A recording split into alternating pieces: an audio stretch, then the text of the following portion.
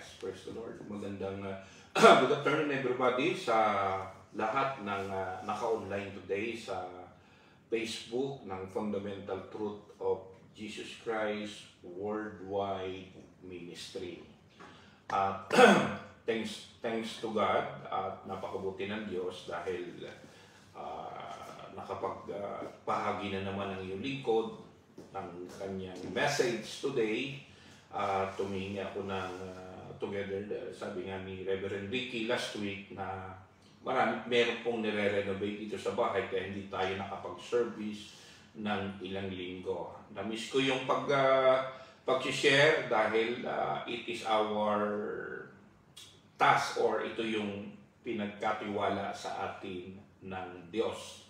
Kaya sa ngayon ay may mga nire-renovate pa dito sa bahay namin kaya glory to God, sa hapon pa naman sila mag-start. So, maaga tayo nakapag-service ngayon. And once again, magandang hapon dito sa lugar ng Europe at sa lugar ng Philippines ay magandang gabi. At God bless you. I do believe na mabibless kayo sa message na nais na ibahagi sa ating lahat ng ating Diyos. I'm studying about doon sa book of 1 Kings chapter 11 verse 1 until 8. Medyo mahaba ito pero God wants us to understand nais ng Diyos na meron sa ating ipaalala. Ang Biblia ay ginamit itong mga karakter upang maging halimbawa kung paano sila naglingkod kay Lord at kung paano nagkaroon ng problem sila sa paglilingkod sa ating Diyos upang tayo ay paalalahanan ng Diyos na iwasan natin yung mga bagay na naranasan ng mga lingkod ng Diyos sa panahon nung panahon noon 2,000 years ago. Hindi dahil sa ating sasabihin, meron akong mga nakakausap, sabi, si David nga nagkasala, si Solomon nga nagkasala, si Judas nga ganun o si naggawang, wag natin po itong ating babaliktarin yung pagpapaliwanag na ito. Ang Biblia ay nasulat upang tayo ay warningan, upang tayo ay paalalahanan ng Diyos na hindi natin ito dapat gawin sa ating buhay sa ngayon. Amen. At sa ngayon, nagiging issue yung Book of Matthew chapter 24, yung rumors of war, marami nangyayari dito sa world, or ano mga bagay, lalo na yung nangyayari sa Israel at dun sa lugar ng Gaza, yung war doon. But remember this, hindi lamang na natin ipag-pray yung lugar ng Israel, ipag-pray din natin yung mga tao doon sa lugar ng Gaza dahil sila ay mga kaluluwa din. Ipag-pray natin na magkaroon sila ng relasyon sa ating Panginoon sa Kristo, and both of them, they need a personal relationship to the Lord upang magkaroon ng kapayapaan ang bawat isa. Amen? So sa oras na ito ay nais kong ibahagi sa inyo yung the book of 1 Kings chapter 11 verse 1 to 8, at dito natin maunawaan kung ano yung meaning, ano ang mauunawan natin dito sa message na ibinigay sa atin ng Lord sa bawat isa sa atin. I do believe and I pray na meron po tayong maunawaan dito. Meron tayong i-apply sa ating sarili dahil changes in life, ang isang tunay na may Diyos sa buhay niya ay ina-apply natin ang salita ng Diyos sa buhay natin, hindi lamang nanggagaling sa bibig. Amen? So sabi sa Bible sa 1 Kings chapter 11 verse 1 to 8, sabi rito, Now King Solomon loved many foreign women besides Pharaoh's daughter. He married women from Moab, Ammon, Edom, Sidon, and from among the Hittites. The Lord had clearly instructed the people of Israel, you must not marry them because they will turn your hearts to their gods. Yet Solomon insisted on loving them anyway. He had 700 wives of royal birth and 300 concubines. And in fact, they did turn his heart away from the Lord. In Solomon's age, they turned his heart to worship other gods instead of being completely faithful to the Lord his God. As his father David had been, Solomon worshipped Ashtoreth and goddess of the Sidonians, and Molech, the detestable god of the Ammonites. In this way, Solomon did what was evil in the Lord's sight. He refused to follow the Lord completely as his father David had done. On the Mount of Olives, east of Jerusalem, he even built a pagan shrine for Chemosh, the detestable god of Moab, and another for Molech, the detestable god of the Ammonites. Solomon built such shrine for all his foreign wives to use for burning incense and sacrificing to their gods. Tayo manalangin. Father, all the glory belongs to you. And right now, we allow the Holy Spirit to move in our midst, even in this internet, maging maganda ang dadaanan ng message ninyo.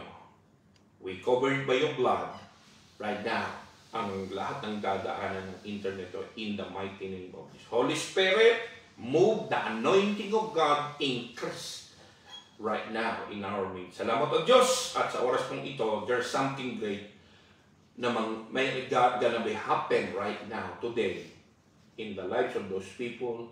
They will hear your message. In Jesus' mighty name, Amen and Amen.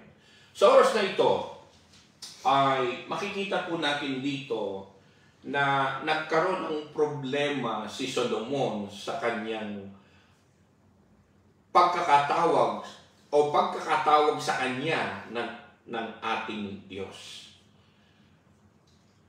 Kinompromise niya yung kanyang pagpalagay nating kontrata o kasunduan o pagkakasunduan niya o pagkakasunduan ng Diyos sa kanya o ng kanyang generation from David kay Abraham. Kinompromise. The title of the message today is about compromise. Okay? At dito natin maintindihan sa 1 King chapter 11 verse 1 to 8, kinompromise niya ang kasunduan niya sa ating Diyos. Why? Alam nyo, kapag makikita nyo rito sa 1 King chapter 11 verse 1 until 8, si Solomon ay mahilig sa babae. Meron siyang 700 wives and 300 concubines. At sa oras na ito, ay makikita mo yung pagiging mahilig niya. It means to say, Solomon pinasok ng lust of flesh. At hindi lamang yun, ginawa niya ito upang maging convenience siya sa kanyang buhay o sa kanyang kaharian. So it means to say, ay dahil sa ginawa niya, yung convenient means comfort zone, naging comfort zone na yung kanyang kingdom upang nang sa gayon ay advantage siya upang magkaroon ng political peace doon sa kingdom niya nang walang war. Okay. So, ang naging problema dito o naging isang pagkakamali ni King Solomon ay kinompromise niya yung command ng Diyos sa kanya. At sa oras na ito, even as today, we compromise our serving to the Lord because of pride. Yung pride, akala mo napaka-humble natin, yun naman pala dahil hindi ang isang tao na lumalapit upang mag-ask ng advice o mag-ask ng tulong dahil nga ayaw nilang sila ay minamaliit. Pero napakahalaga na yung paglapit natin sa pag-advise ay tama yung tao na i-advise sa atin. At kita nyo na yung pag-advise na yon ay ikabubuti natin. At ito yung isang pumasok sa panahon ngayon about pride. Another thing, because of money, we compromise our calling to God because of money, because of work, dahil sineset aside natin yung ating pagbibigay sa ating Diyos dahil sa may kakulangan tayo. Hindi naman may kakulangan dahil ang Diyos ibinigay sa atin ito upang pangalagaan, upang ito ay ayusin natin yung ating tinatawag na stewardship doon sa Bible. Amen. At mahalaga sa atin na hindi natin kino-compromise ang pagkakatawag sa atin because of money, because of political advantage. Hindi natin kino-compromise because of our work, kino-compromise natin sa sobrang trabaho natin, nakakalimutan natin na meron palang dapat tayo, na meron tayong kahit isa, 2 oras man lang na tayo nakikinig sa online or sa pagpupunta natin sa church sa ating Diyos. Dahil sa work, sabihin pagod ako, after that magtatrabaho ako, nakakapagod. Hindi naman nakakapagod yung ating pakikinig ng salita ng Diyos o pagpunta natin siya. Bagkos, hindi tayo mawawalan kundi may magigain pa tayo dahil ang Diyos natin nire-renew, nire-restore niya ang ating life. Amen. Kaya karamihan sa itinuturo ko sa mga leaders, huwag kayong magturo ng shotgun preaching. Amen.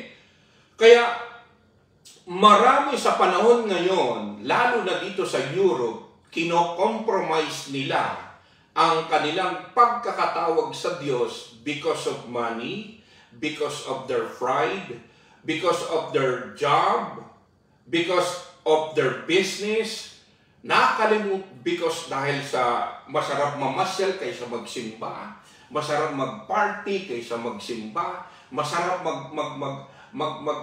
masarap magbakasyon kaysa magpunta sa simbahan o kung saan ka pumupunta. It is only a pleasure, pero nakalimutan nyo yung ginawa ng Diyos sa buhay ng bawat isa. And even my family and me, I don't want to compromise my faith to the Lord. Amen. At itong si King Solomon, kapag pag-aaralan natin, there is no indication na nung siya'y namatay, he repent to our God. Alam mo kapatid, when you are compromised o yung kasunduan natin sa Diyos, mahirap nang makabalik doon sa ating pananampalataya sa Diyos.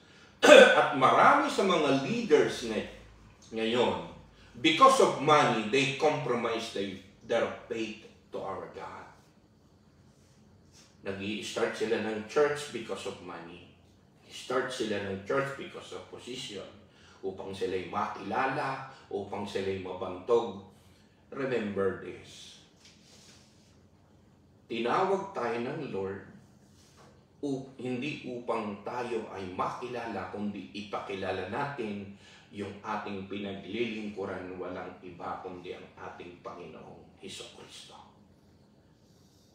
Sa iyong trabaho, sa iyong ginagawa sa ngayon, lahat yan ay galing sa ating Diyos na buhay. It is by His grace and His mercy kaya tayo nabubuhay ngayon. Amen. Kaya itong si Solomon, he compromised yung kanyang kasunduan sa kanyang Diyos o sa ating Diyos. Ginawa niya ito upang maging convenient siya, relax siya, comfort zone na yon, ayaw na niyang umalis sa lugar na yon, sa posisyon na yon. At hindi lamang yon, dahil para nang sa gayon, merong kapayapaan sa kanyang kaharian. Okay? Advantage iyon para para magkaroon siya ng maraming asawa sa iba-ibang royal, sa iba-ibang bahagi ng parte ng lugar doon sa Israel, sa Edomite o kung saan man lugar, para hindi magkaroon ng war. Amen. At karamihan ngayon ay dahil doon sa mga rumors of war o war, maraming mga Kristyano there, at karamihan ngayon, alam niyo ba, the devil is injecting fear to each one of us. Pero remember this, sabi ng Matthew chapter 24 verse 13, he who stand firm to them will be saved. Amen. At kung alam mo, kinatatayuan mo sa ating Diyos, you are saved. What happened to this world? What happened to surrounding you? Remember this, our God is faithful to all of us. Hindi niya hahayaan na mapahama ka. Amen. At most important here, magkaroon man ng kaguluhan dito, you have the promise of God. There's a life after death. Alam niyo ba, compromise means meron kang kasunduan at sa pagkakataon na yun, dahil sa hindi nangyari yung iyong gusto, ay binerate mo yung kasunduan na yun. Binerate mo yung promise na yun. Meron po sa akong na-encounter na isang tao na nag-share siya sa akin. Sabi niya, meron siyang katuruan na yung once saved, always saved. Ang tawag dito, eternal security. Pero remember, tama naman yung sinabi ng Diyos na sinabi niya sa akin. Sabi doon sa John chapter 8, verse 28, they shall never perish, neither shall anyone snatch them out of my hand. Yun yung karamihang hinahawakan itong once you are saved, always saved. Pero remember this, sabi ng John chapter 15, verse 4, sabi rin ng Panginoon, abide in me, I in you. Abide in me, I in you. At sabi sa John chapter 15, verse 6, if anyone does not abide in me, he casts out as branch and is withered, and they gather them and throw them into the fire, and they are burned. Ito po yung sinasabi sa Bible. Faithful naman ang ating Diyos na hindi kanya hahayaang mawala sa kanyang palad. Pero remember this, sabi ng Bible doon sa John 15 verse 4, abide in me, I in you. Ay paano kung halimbawa ikaw mismo tumalon sa kanyang kamay? Ikaw mismo, everybody have my own free will. Amen. Ikaw yung halimbawa, ikaw yung umalis doon sa kanyang palad. Amen. Kaya ang sabi doon ni Pablo sa 1 Timothy chapter 1 verse 19, ang sabi doon ni Pablo, Paul, who by rejecting a good conscience have made a shipwreck of their faith. Nasira, na-destroy ang kanilang pananampalataya. Itong binabanggit sa 1 Timothy chapter 1 verse 19, ito yung mga mananampalataya ng Diyos sa panahon noon. Ang nangyari, they shipwreck of their faith. Why? They compromise their faith to God because of position. Sabi ng 1 Corinthians, makikita mo doon iba-ibang klaseng mga mananampalataya ng Diyos dahil sa posisyon, dahil sa pagalingan, dahil ito, ako leaders ako, dapat ito akin. Ito yung nangyayari sa panahon ngayon sa gawain ng Diyos ngayon sa church. Nagiging religious church na. Amen. Kaya sa panahon ngayon, huwag nating i-compromise ang ating paglilingkod sa ating Diyos. Because of our pride, because of our money, because of the position in the ministry, in the church, in your work, huwag niyong i-compromise yun. Yung pagkakatawag sa atin ng Diyos. Mahalaga, lalo na sa panahon ngayon, pangalagaan natin ang ating kaligtasan. Amen. Compromise is a weakening or giving up of your principles. Ginip up mo yung principles mo bilang isang mananampalataya ng Diyos. Dahil sa, wala naman akong madadala kay Lord. Maliit lang naman yung church ko. Ayaw naman sa akin ng mga tao. Kapatid, if those people don't like you, ang Diyos gustong-gusto kanyang sa ginagawa mo. Amen. Huwag mong tignan yung tao. Tignan mo ang Diyos na iyong pinaglilingkuran at ang Diyos na nagbibigay ng buhay sa atin.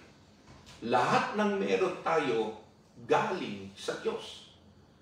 Kaya yung pakikinig man lang o isang oras man lang o 30 minutes man lamang o yung pagpunta natin sa gawain ng Diyos sa simbahan, pag-attend sa Bible study, yung 1 o 2 oras na yun, kapatid, hindi ka mawawalan. May mabe-benefits ka pa dahil yung blessing na ni Lord na ibibigay sa iyo. Amen. So, being in a relationship with our Lord or being a servant of God, hindi po ito always sunshine and daisies. Relationship are hard work. Yes, that's true. Kaya nga sabi ng James chapter 1 verse 2, patience could be learned through trials. Amen. Kaya, ang relation natin sa Panginoon, kaya lagi binabanggit, kaya nababanggit ni Lord sa John chapter 14 verse 1, sabi, do not let your heart be troubled, trust on God, trust also in me, sabi ng Panginoon sa Kristo. At ang sabi ng Luke chapter 7 verse 50, doon sa babae na inanoint yung paa ng Panginoon at nilinis ng kanyang buhok, sabi ng Panginoon sa kanya, sabi niya, your faith has saved you. Go in peace. Kapag pala nagkaroon ng pananampalataya sa ating Panginoon Jesus, magkakaroon ka ng kapayapaan. Walang anumang bagay, kayamanan, pera, trabaho, o posisyon sa politika, posisyon sa ministry ang magbibigay sa iyo ng kapayapaan. Kundi ang tunay na magbibigay ng kapayapaan, yung pananampalataya natin sa ating Panginoong Jesucristo, sa ating Diyos. I don't know who you are right now, pero remember this, the one who only gives peace in our life, the one and only our Lord, Jesus Christ. Kaya He is the only way. Amen. The only way. Amen. Meron po akong 5 plugs na nais kong banggitin sa bawat isa sa inyo. Meron pong 5 red plugs you're compromising. 5. Okay, 5 red flags that you're compromising. Number 1, you don't feel like yourself. You don't feel like yourself. Ito yung una na red flags that you are compromising. It means to say, lutang ka. Para kang nakapag-drugs, kapatid. Amen. Lutang ka. Hindi mo alam ang sarili mo. Hindi ka makapag-desisyon. Wala ka sa iyong sarili. Hindi mo alam kung anong sasabihin mo. Hindi mo alam, hindi mo pinakikinggan yung mga advice sa'yo dahil nga lutang ka at wala ka sa iyong sarili. You don't feel like yourself. Amen. This is the first 5 red flags that you're compromising. Amen.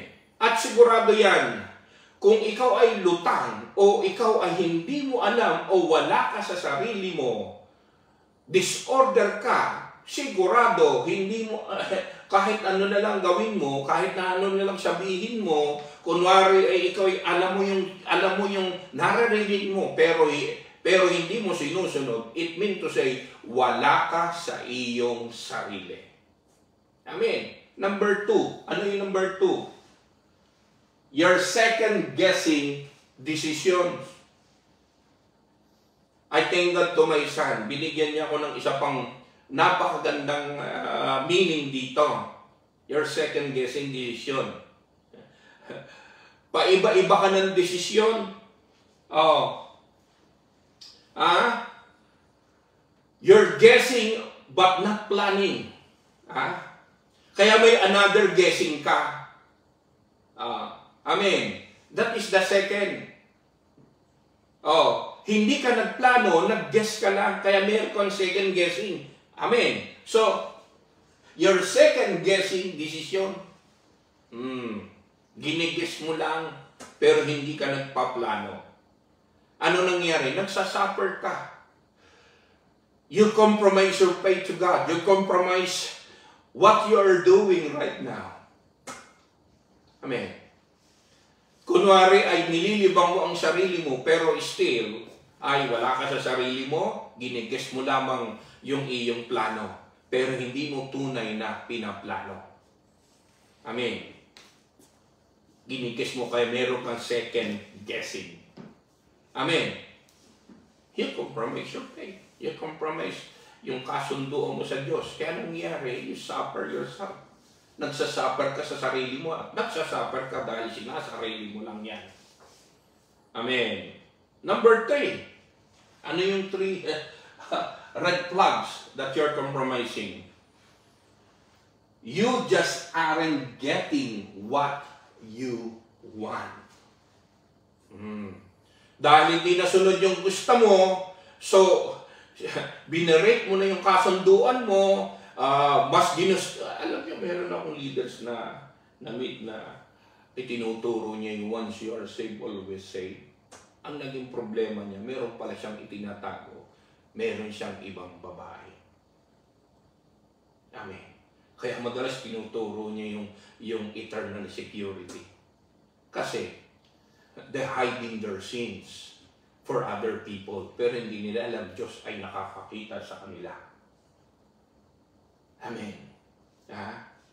Kaya hindi nasunod yung gusto mo, you break your contract, or sa trabaho, ay binirik mo yung kontrata mo na magiging faithful ka sa kanila. So, anong ginawa mo? Ayan, panay ang paninira mo sa iyong company. Panay ang paninira mo doon sa pastor mo dahil hindi nasunod yung gusto mo, hindi ka pinosisyon, or may iba kang iniisip, may iba kang gusto ka, kaya nangyayari ay sinisiraan mo yung iyong leader sa iyong pastor. I bet a lot of people like that. Remember this, kapatid, we are not perfect, even I. The only one who perfect is the one I'm serving, the Lord Jesus Christ. Pero iba po yung be holy, sabi ng Lord, because I am holy. Holiness means you must to know yourself, spirit, soul, and body. When you have a personal relationship to our Lord Jesus Christ, He will restore your spirit. At kaya meron tayong tripartite being, spirit, soul, and body. At doon niya ituturo how to become holiness, because you know yourself now, how you're gonna stand to our Lord. Amen. Kaya, those people who sabi ng ni Pablo sa 1 Timothy chapter 1 verse 19, they shipwreck of their faith. Bakit? Dahil hindi nasunod yung gusto nila. Dahil hindi nangyari yung kagustuhan nila. Kaya nag-iba na sila ng kanilang ginagawa. Nag-iba na sila sa halip na mag-gather, magkaroon ng Bible study, mag-share, mag-preach ng gospel, ang nangyari na kontento na lang doon sa kanilang ginagawa at naging comfort zone na lang yung kanilang ginagawa. At ayaw na nilang gawin yung dati nilang ginagawa. Dahil hindi nasunod yung kanilang ipinagpe-pray, dahil hindi nasunod yung gusto nila, kaya na they compromise their faith to our Lord. Amen. Number 4. You'll start to resent if you were not careful. binabalik-balikan mo yung mga nakaraan kung hindi ka mag-iingat. Babalik-balikan mo yung mga nangyari sa'yo. Babalik-balikan mo yung ginawa sa'yo. Kaya anong nangyari, you compromise your faith at wala ka nang ganang pumunta sa church. Wala ka nang ganang magbahagi ng salita ng Diyos. Hindi ka na nagpe-pray, hindi ka na nagbabasa ng Bible, na wala na yung iyong dating ginagawa na gustong-gusto mong sa church, gustong-gusto mong matin ng Bible study dahil binalikan mo yung mga nakaraan sa iyo, yung mga taong nag-down sa iyo, nag-false accusing sa iyo.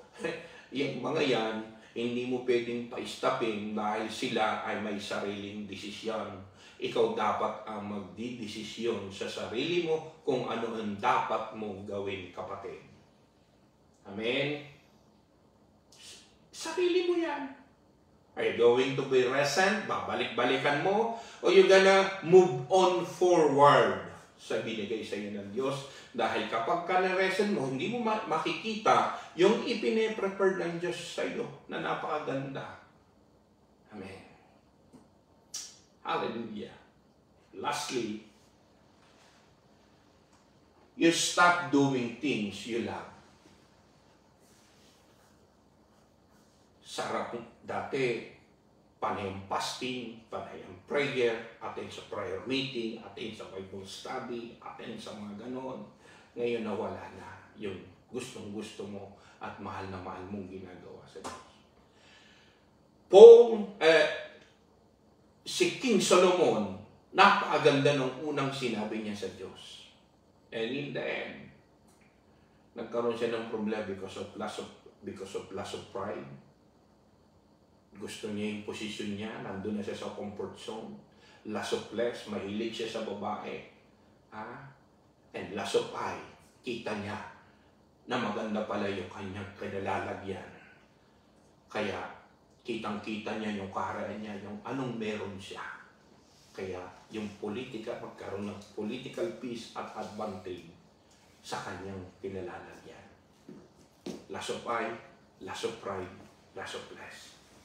Ang sabi nga ng book of Proverbs, chapter 29, verse 19, sabi rito, lastly, kapatid, I do believe sa oras na ito, God touch your heart.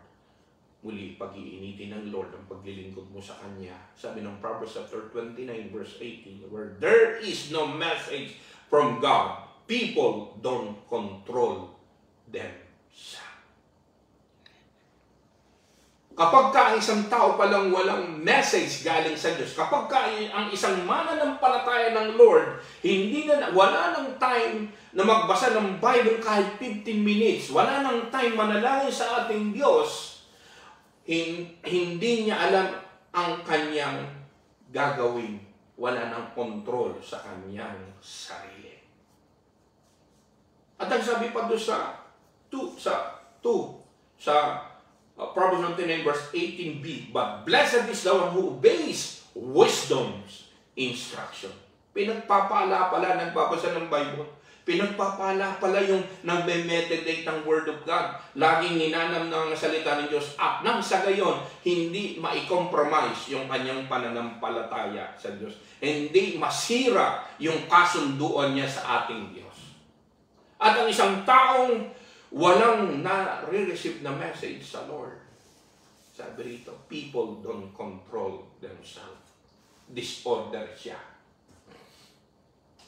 Amen. Sa oras na ito, even we are online, if you are time na makapunta rito sa lugar ng aming pinagsaservisan, you are much welcome to come here physically. Amen. At sa oras na ito ay huwag mong kalilimutan yung iyong kasunduan sa Diyos. Yung unang first level sa Lord, takainit mo. Preach din, preach doon, share dito, evangelism doon, lahat na. Lahat ng gagawin para lang mapalaki ang gawain ng Diyos. Remember, hindi mo gawain yan, gawain ng Diyos yan. Hindi natin gawain yan, gawain ng Diyos yan. Dati, ang sarap mong mag-share, ang sarap mong makipag-usap, sarap mong kausapin yung ibang tao, galing mong mag-encourage, pero nawala na yung sinasabing mahal na mahal mo yung dati mong ginagawa. You stop doing things in Him. Hallelujah. At ano man mga bagay na nangyayari dito sa earth, remember this. Don't compromise your faith to God. Me and my family will never compromise what we're doing to God. Hindi ko i-stop yung pagpipreach at pagbabahagi ng salita ng Diyos. Dahil mahal ko ang Diyos. Ang pinaglilingkuran ko hindi tao, kundi ang Diyos. Pinaglilingkuran ko si Jesus. Kaya kahit anong gawin doon sa Facebook namin, minsan meron naglalagay doon, it will harm people, may nagme-message pa sa akin, merong inilalagay doon, scammers yung aming Facebook. Ang Diyos ang siyang tunay na kumikilos. The devil is trying to destroy what we are doing to God. Remember this. The devil is the one who trying to destroy each one of us. And be careful. At kaya nga sabi ko nga sa number 4, you'll start to resent if you're not careful. Be careful, kapatid. Guard your heart. Amen? Sa oras na ito, tayo ay manalangin. At sa oras na ito, if you really want to restore, to renew our relationship to God, sabihin mo sa Kanya, Panginoon, I want to restore everything. Yung dating mahal na mahal kita. Huwag mong hayaan na iwan mo ako. Do not let your anointing alasin mo sa buhay ko. Yan ang sabihin mo kay Lord. Tayo manalangin. Father, right now, itong message na ito, it will be a great impact doon sa lahat ng nakikinig sa oras na ito. You help them to renew and to restore their relationship to you. You know their life, you know their calling, you know their relationship to you. Dati, mahal na mahal ka nila, nagbago lahat yun dahil dun sa nagkaroon ng they compromised their faith unto you. I pray, O God, na hindi sila mahihirapan makabalik doon, even they compromise a lot. Because you're the God of forgiveness. You're the God of love. You're the God of restoration. And let the Holy Spirit move right now in them. In Jesus' mighty name. At doon sa nais ng kagalingan sa kanilang buhay, release your healing anointing, Lord.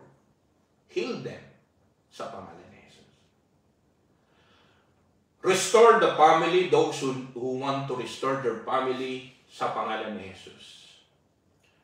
At mo, God, supply more than they need, O God.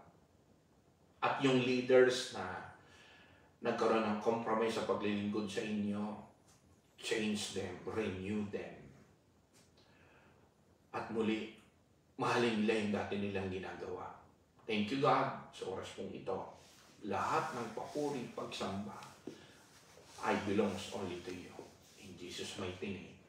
Amen and amen. Salamat po ng marami sa inyong pakikinig. Salamat po ng marami sa inyong time. At muli, ay magkikita tayo sa susunod na linggo. God bless you. God bless you all. Salamat po muli. Bye po.